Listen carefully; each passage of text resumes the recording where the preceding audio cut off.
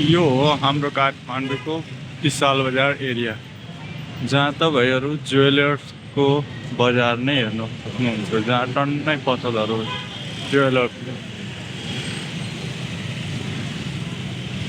पहिला चाहिँ यहाँ धेरै पोलहरू देखिन्थ्यो, बाटो एकदम साङ्गो थियो। अहिले चाहिँ हाम्रो धेरै ठुलो बाटो भएको छ, पोलहरू चाहिँ छैन, तार आफ्नो आफ्नो ठाउँमा लगाइदिएछ। सो पहिलादेखि क्लिन नै देखिरहेछ।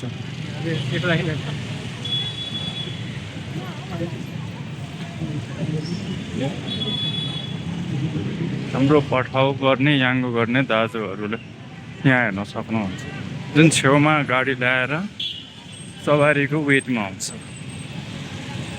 मान्छेहरू बाहिर दोकानको पसलको बाहिर बसेर ग्राहकहरूलाई भित्र बोलाउने गर्छ, जुन यहाँ हेर्न सक्नुहुन्छ।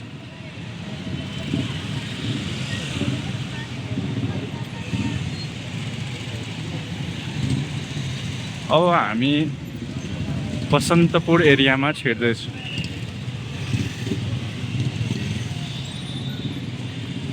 सो यहाँको मिठो लस्सीहरू पाइन्छ।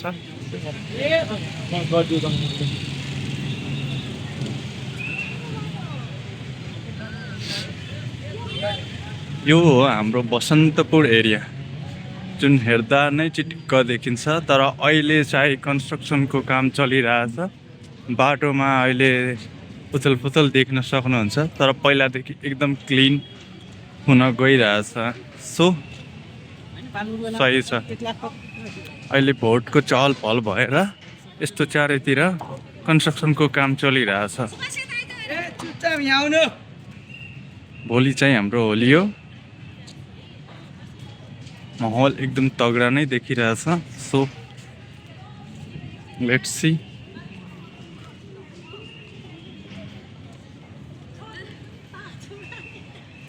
त्यहाँ एउटा बिचमा तपाईँ झन्डा जस्तो देख्न सक्नुहुन्छ, जुन यहाँको रीतिरिवाज हो। त्यो होलीको एक दिन पहिले नै गर्नुहुन्छ।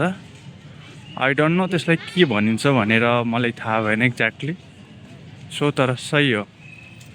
अनि हाम्रो यो हो स्क्वायर दरबार, जुन एकदम वाइट बिल्डिङ जस्तै देखिन्छ काठमाडौँको। यो 9 तल्ले हो।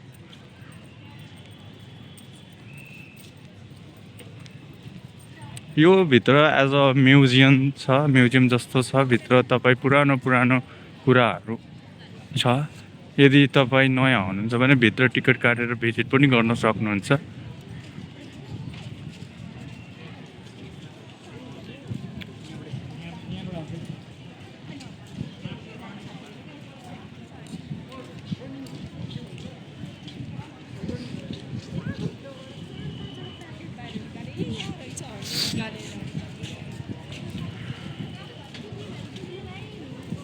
यो हो हाम्रो खास गरी टुरिस्ट एरिया, जहाँ धेरै मान्छेहरू घुम्न आउँछ। सो यहाँ तपाईँहरू विभिन्न प्रकारको सामग्रीहरू हेर्न सक्नुहुन्छ, जुन यहाँ बेचिरहेको हुन्छ। हाम्रो एकदम भनौँ न एन्टिक पिसहरू हुन्छ, लाइक पुरानो कुराहरू, जुन यताको रीतिरिवाज हुन्छ हाम्रो नेपालीहरूको। सो यतातिर बेच्ने गर्छ। स्टुडेन्टहरू सायद फेयरवेल अनि होली सेलिब्रेट गरिरहेछ, इफ आइ एम नट रङ।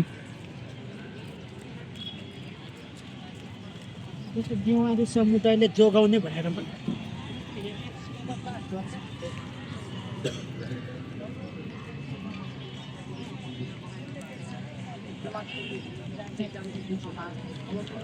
एकजना न्युज रिपोर्टर हुनुहुन्छ, आई थिङ्क लाइक स्टुडेन्ट नै हो,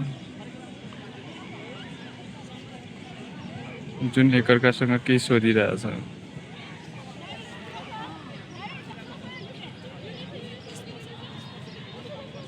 त्यो त हाम्रो जुलुस लगाइरहेछ, भोट केमा भन्ने।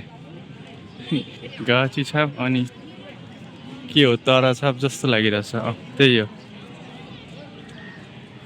तर यसपालि त घन्टी नै हो।